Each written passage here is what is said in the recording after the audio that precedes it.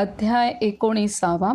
सृष्टी संहार सारस्वत तीर्थ वर्णन. सृष्टी संहार सारस्वत तीर्थ वर्णन. ओम नमो नर्मदाय. युधिष्ठिर उवाच. सप्त सारस्वतं तीर्थ शंस मेत्र महामुने उत्पत्तिं चास्य तीर्थस्य कथयस्व यथार्थतः. राजा युधिष्ठिरने सांगितले, हे महामुनी, सप्त सारस्वत तीर्थाबद्दल आपण मला सांगावे आणि या तीर्थाच्या उत्पत्तीचेही यथार्थपणे कथन करावे. श्री मार्कंडेय वदले.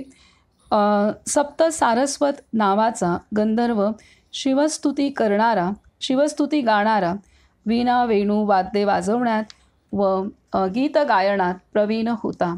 मणिभद्र, सुभद्रा, हेमगर्भा या अप्सरांबरोबर विहार करत होता. मद्यपानाने बेहोश, कामपीडित व काममोहित होता. श्री महादेवाची पूजा न करता भक्ष्य व भोजनात मग्न होता. काही काळानंतर श्री महादेवाचे दर्शन करण्यास गेला. पर्वतश्रेष्ठ उत्तम कैलास क्षेत्री त्याने गीत नृत्याने श्री महादेवाची स्तुती केली.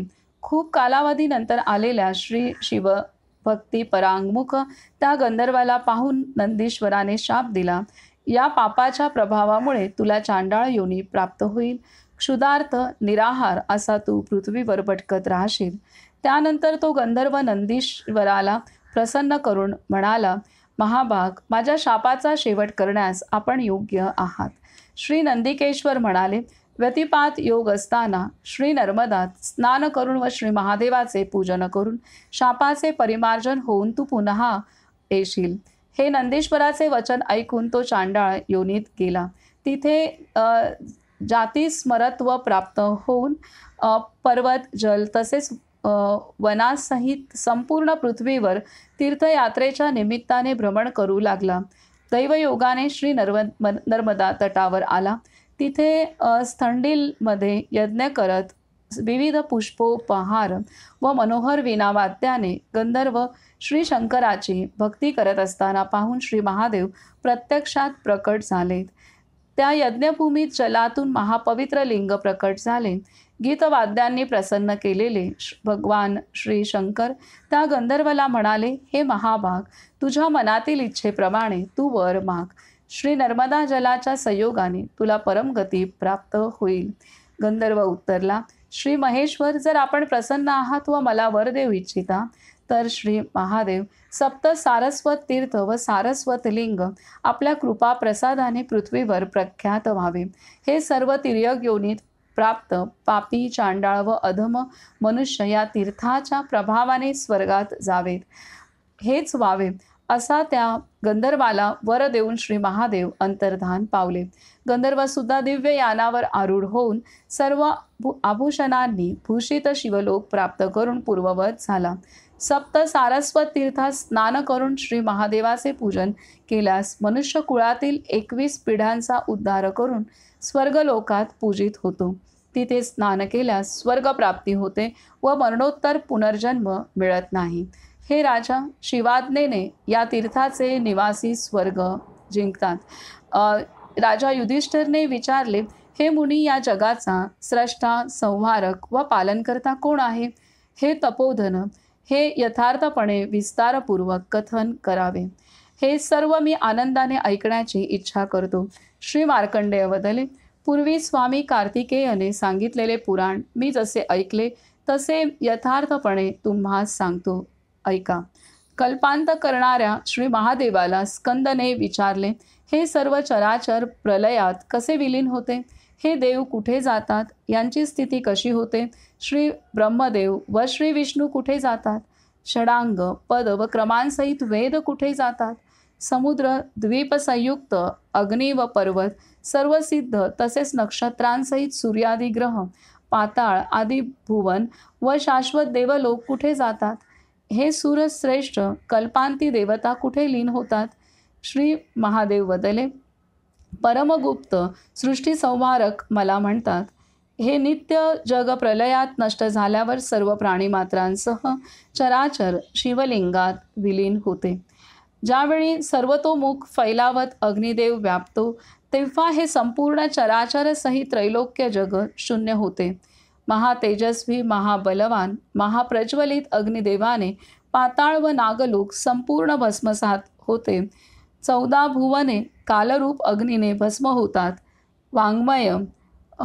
वाङ्मय व चराचर ज्वाळांनी लपेटून सर्व भस्मसात होते. पर्वत, जल व वनासहित संपूर्ण त्रैलोक्य नष्ट झाल्यावर, मायामय त्रिगुणोत्पन्न या संपूर्ण जगात प्रलय झाल्यावर सर्व देवतांसहित श्री ब्रह्मदेव नष्ट होतात. ब्रह्मांड व देवतांसहित सर्व प्राणीमात्रांचा नाश झाल्यावर देवतांनी पूजित घाट असलेली श्री नर्मदा अक्षय राहते. हा श्री नर्मदाचा अवतार इहलोकात सदा सर्वदा आहे. भूतपूर्व 1015 इंद्र व 6 ब्रह्मदेव होते. भूतपूर्व 1015 इंद्र व 6 ब्रह्मदेव होते. 7वे प्रजापती विद्यमान आहेत. या प्रकारे अग्नीत स्थित सर्व अचेतन जग, अव्यक्त सर्व प्राणीमात्रांचे ईश्वर जागृत झाल्यावर जागे होते. जेव्हा शांतरूप परमात्मा निद्रित असतो तेव्हा सर्व निद्राधीन असते. तो प्रभू श्री विष्णू सृष्टीकर्ता व सृष्टीहर्ता आहे. सर्व प्राणीमात्र एकरूप असूनही सर्वांचे तेज भिन्न भिन्न करत देवादिदेव श्री शिव पुन्हा सृष्टी निर्माण करतो. श्री ब्रह्मदेव होऊन त्रैलोक्य निर्माण करतो. श्री विष्णू होऊन त्याचे पालन करतो व कालाग्नी रूप धारण करून रुद्रदेव ते नष्ट करतो. हे सर्व मी कथन केले. आता काय विचारायचे आहे? श्री महादेवाची इडा नावाची कला आहे. यामुळेच इहलोकात शिवध्यानात तल्लीन श्री नर्मदा अक्षय आहे. 8000 युग म्हणजे प्रजापती श्री ब्रह्मदेवाची अहोरात्र म्हणजेच दिवस रात्र असते. या प्रमाणानुसार श्री ब्रह्मदेव शतवर्ष जगतात. श्री ब्रह्मदेवाच्या शत अहोरात्री म्हणजे श्री विष्णूची 1 अहोरात्र असते. श्री विष्णूच्या 14,000 अहोरात्री म्हणजे श्री रुद्राचा अर्धा क्षण. या अवधीत असंख्य ब्रह्मदेव नष्ट होतात. देवांचे 12,000 वर्ष म्हणजे 1 दैवतयुग ते 71 युग म्हणजे इहलोकात 1 मन्वंतर संबोधले जाते. विद्वान मन्वंतराच्या चौपट काल म्हणजे 1 कल्प मांडतात. हीच हर सूर्य चंद्र मनु व इंद्राची आयुर्मर्यादा सांगितली आहे. लोकपालादी देव साध्य व मरुद्गण 28 युगे राहतात. हा श्री नर्मदाचा कालमान मी तुम्हाला सांगितला. दान, यज्ञ व तपात स्थित असे श्री नर्मदा तटी मरण पावणारे दुर्गम यमलोक कधीच पाहत नाही. तपत ध्यान योगाने ब्रह्मार्चनेत मग्न अथवा श्री नर्मदा तटावर प्रासाद बांधणारे दारुण व घोर नरकरूप यमालयाचे आश्रित होत नाहीत. बुद्धिमान वृद्धावस्थेत श्री नर्मदाचे सेवन करतात. हेच श्रेष्ठ ध्यान आहे व बाकी सर्व निरर्थक आहे. श्री नर्मदा दक्षिण तटावर अशोकवनात अशोकजनन नावाचे तीर्थ आहे. तिथे सर्व पापनाशक अशोकेश्वर लिंगही आहे. तिथे जाणाऱ्यास 1,00,000 गायी दान केल्याचे पुण्यफळ मिळते. सप्त सारस्वत लिंगाप्रमाणेच सुरार्चित लिंग, साप्तर्ष लिंगाप्रमाणेच योगेश्वर लिंग, चंद्रकांत लिंगाप्रमाणेच वरुणेश्वर लिंगाचे परम भक्तीने पूजन केल्यास यमलोक पाहावा लागत नाही. हे भरत वंशोत्पन्न राजा, तिलोदक व पिंडदानाने पूर्व शतपितरांचा त्वरित उद्धार होतो. तिथे केलेले दान व हवनाचे मोजमाप करता येत नाही. प्राचीन काळी सर्व देवगणांना या तीर्थाच्या प्रभावाने परमसिद्धी प्राप्त होऊन स्वर्गलोकात देवभाव प्राप्त झाला. हे राजा, ते या दारुण संसार सागरात भ्रमण करत नाहीत. राजा युधिष्ठिरने सांगितले, आपण आता ज्या लिंग व तीर्थाबद्दल सांगितले त्यांचे आख्यान प्रसन्नतापूर्वक मला कथन करावे. श्री मार्कंडेय वदले, हे महाभाग राजा, प्राचीन इतिहास तुम्ही श्रवण करा.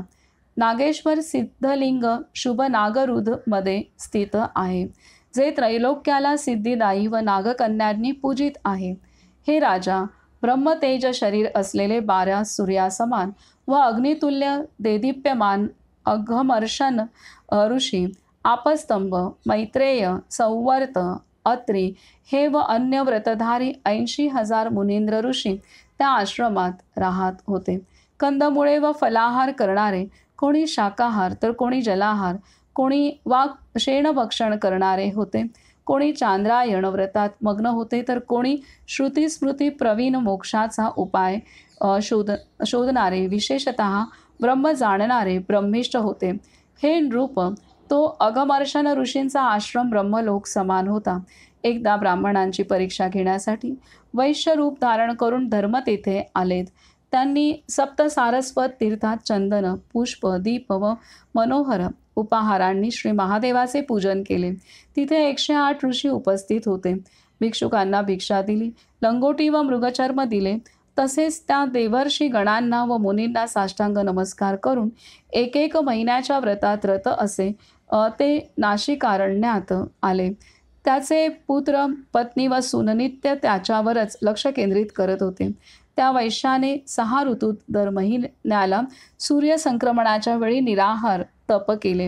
हे भरत वंशोत्पन्न राजा, वस्तूंचा भोग, कृपणता, मान, मत्सर, काम, क्रोध व लोभाचा त्याला स्पर्श नव्हता, कारण त्या सर्वांवर त्याने मात केली होती. त्याचा हाच संकल्प होता की त्याच्या धनाची कमाई वेदार्थ व ब्राह्मणार्थ व्हावी. या प्रकारे तो विष्णू धर्मात व श्री विष्णूच्याच आराधनेत तल्लीन राहिला. उत्तरायणात त्याने सारस्वत तीर्थात स्नान करून लिंगरूप जनार्दन देवाचे पूजन केल्यावर यथावैभव भिक्षा दिली. तेव्हा श्री महादेव वदले, हे महाभाग, तू वर माग, कारण तुझे धर्मकर्म सिद्ध झाले. हे महाभाग महाराज, तुझ्या मनातील इच्छेनुसार या यानावर आरूढ होऊन दिव्य सुख अनुभव, पुत्र, भार्या व सुनेसहित इथून विष्णू लोकात जा. तेव्हा शारंग वैश्य म्हणाला, हे देव, जर आपण माझ्यावर प्रसन्न आहात व अभिष्ट वर देऊ इच्छिता तर हे 10,000 ब्राह्मण श्रेष्ठ लोकात जावेत. परमेश्वराकडून मी हाच वर इच्छितो आणि कधीही कोणाकडून नाही. ऋषी क्रोधित झाले. हा वैश्य महादुराचारी व पापी आहे. याच्यामुळे श्रेष्ठांना लघुत्व प्राप्त होते, कारण चातुर्वर्ण ब्राह्मणालाच गुरु मानतात. 3 वर्णांचा यज्ञ करून स्वर्गात पोहोचणे वेदपुराणात ना पाहिले ना ऐकले. ब्राह्मणांचा अवमान करून कधी धर्माचरण होते का? हे मुनी, तप, ध्यान व धर्माने तू स्वर्गात जाऊ शकत नाही. 1000 वर्षांनी सुद्धा तुला स्वर्ग दुर्लभ आहे. तेव्हा यावेळी हे वैश्य, तू धर्मानुसार स्वगृही जावे. ब्राह्मणांनी त्या वैश्याला हे सांगितले. तेव्हा साष्टांग नमस्कार करून मुनिश्रेष्ठ विमुक्तला वैश्य म्हणाला, ज्ञान अज्ञानाने क्रोध करणे अयोग्य आहे. ज्ञानाविना व श्रद्धेविना देव तुम्हाला स्वीकारणार नाही. क्रोधयुक्त ब्राह्मणाने केलेले तप निष्फल ठरते. कर्मगती महागहन आहे. देवांना सुद्धा ती जाणणे अशक्य आहे. सत्य धर्म धारण केला जातो, त्यामुळे स्वर्ग प्राप्ती होते. स्वकर्मात मग्न तसेच ब्राह्मणाचा उद्धार करणारा वैश्य सुद्धा ब्राह्मण असतो व स्वकर्मरहित ब्राह्मण वैश्य असतो.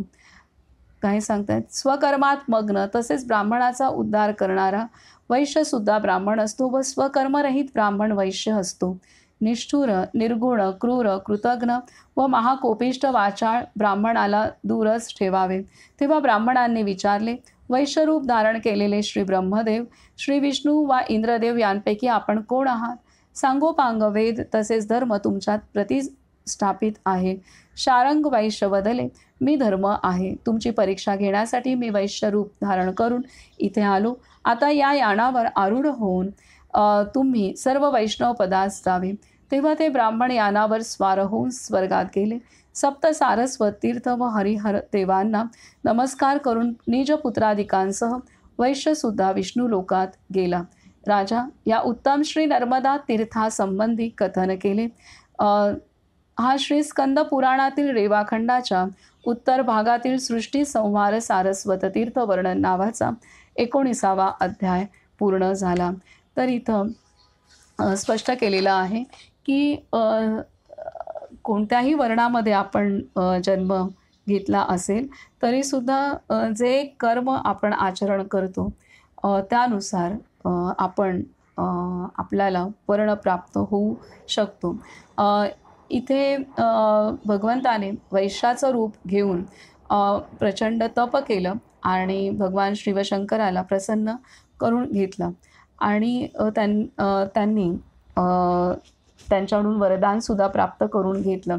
हे पाहून सर्व ब्राह्मणांना क्रोध आला, राग आला, की असं वैश्याचा कसा उद्धार होऊ शकतो वैश्य या वर्णाचा. तर त्यामुळे तेव्हा तिथे भगवंताने आपलं खरं स्वरूप सांगितलं आणि हा उपदेश दिलेला आहे की वैश्यसुद्धा म्हणजे कोणत्याही वर्णामध्ये आपण जन्म घेतला असेल तरीसुद्धा आपण आपल्या कर्माद्वारे आपण आपला उद्धार आपण करू शकतो आणि अगदी ब्राह्मण वर्णात जरी जन्म घेतला असेल आणि आपलं कर्म त्यानुसार नसेल तर मात्र आपण कर्माच्या गतीमुळे आपली अधोगती होऊ शकते.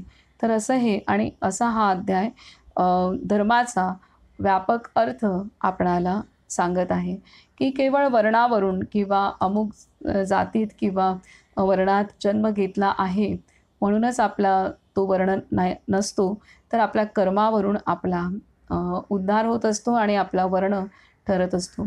तर हे असं कर्मावरून आपला धर्म आणि आपला वर्ण जो आहे तो निश्चित होतो असं व्यापक दृष्टी देणारा असा हा अध्याय आहे. आणि त्यामुळेच आपण आपल्या इतिहासामध्ये वेगवेगळ्या वर्णातील आणि जातीतील जे साधक होते ते सुद्धा तपस्या करून त्यांनी सिद्धी प्राप्त केलेली आहे. तर अशा आपला असा इतिहास आहे. त्यामुळे अमुकच एक वर्णाच्याच लोकांना साधकांना सिद्धी प्राप्त होईल असं नाही आहे. तर वेगवेगळ्या वर्णात जन्मलेले सुद्धा सिद्ध झालेले आहेत. अशी अनेक उदाहरणं आपल्या इतिहासामध्ये आहेत. तर असा हा अध्याय आहे. धर्माचा व्यापक अर्थ या अध्यायात स्पष्ट केलेला आहे.